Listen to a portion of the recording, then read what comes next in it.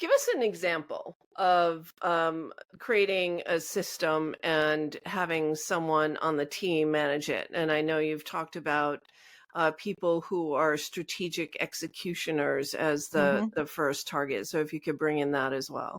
Yeah, so I see four different stages of business. At the top is vision, which is all you. Beneath that is strategy, and that's how you're going to make your vision a reality across the different facets of your business. Then you've got execution, the people that are rolling up their sleeves and getting work done. Where the real magic comes is that strategic execution tier.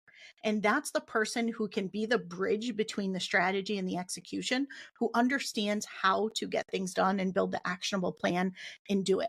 And so to give you an example, I'll share in my business, I brought somebody in for social media. I think most of us, one of our first hires is somebody who can do social media because it's not usually something that we love to do or it's super time consuming.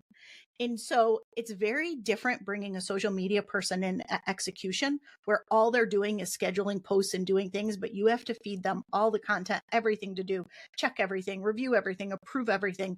It's almost just as much work for you.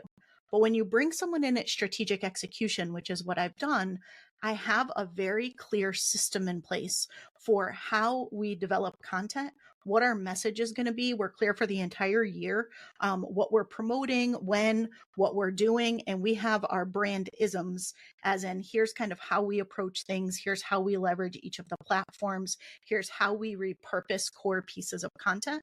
And so we have a whole content marketing system in place that the social media strategist can then take, and she can go off and implement without me having to be involved in everything.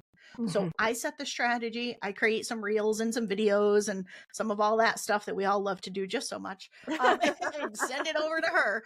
And she's able to really autonomously on her own go off and implement and do. And it's because of the full system that we have in place around it that gives her kind of barriers and guidelines with enough creative control to go and do it.